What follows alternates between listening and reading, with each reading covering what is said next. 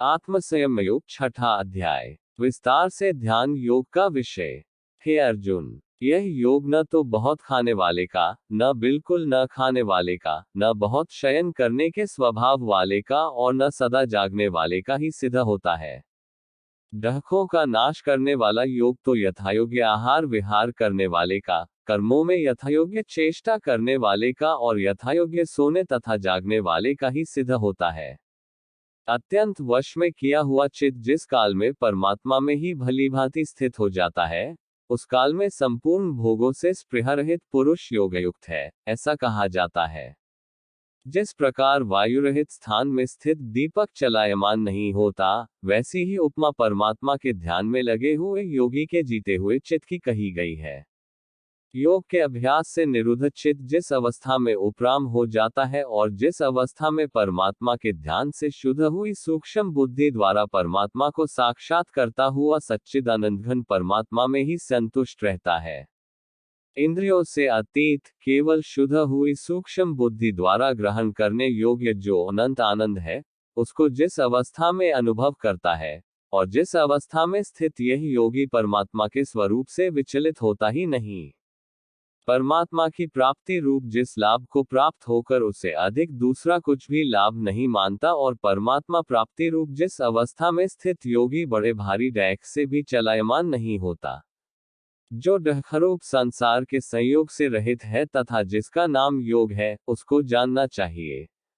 वह योग न उकताए हुए अर्थात धैर्य और उत्साहयुक्त चित्त से निश्चयपूर्वक करना कर्तव्य है।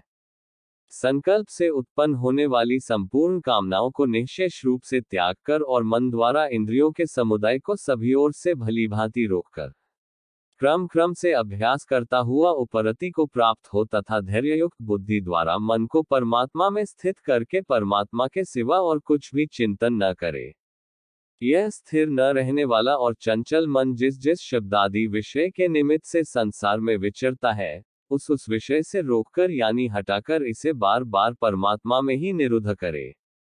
क्योंकि जिसका मन भली प्रकार शांत है, जो पाप से रहित है और जिसका रजोगुण शांत हो गया है, ऐसे इस सच्चिदानंद घन ब्रह्म के साथ एकीभाव हुए योगी को उत्तम आनंद प्राप्त होता है।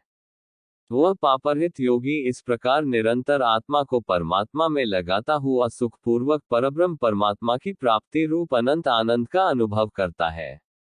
सर्वव्यापी अनंत चेतन में एक ही भाव से स्थिति रूप योग से युक्त आत्मा वाला तथा सब में संभाव से देखने वाला योगी आत्मा को संपूर्ण भूतों में स्थित और संपूर्ण भूतों को आत्मा में कल्पित देखता है। जो पुरुष संपूर्ण भूतों में सबके आत्मरूप मुझ वासुदेव को ही व्यापक देखता है और संपूर्ण भूतों को मुझ वासुदेव के अंतर्गत देखता है, उसके लिए मैं अदृश्य नहीं होता और वह मेरे लिए अदृश्य नहीं होता। जो पुरुष एक ही भाव में स्थित होकर संपूर्ण भूतों में आत्मरूप से स्थित मुझ सच्चिदानंद घन वासुदेव को भजता है, वह योगी सब प्रकार से बरतता हुआ भी मुझ में ही बरतता है।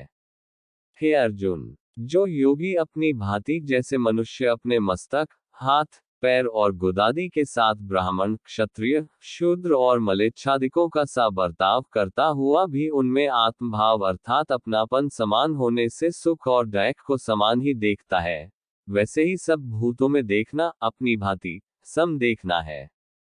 संपूर्ण भूतों में सम देखता है और सुख अथवा डैक को भी सब में सम देखता है, वह योगी परम श्रेष्ठ माना गया है।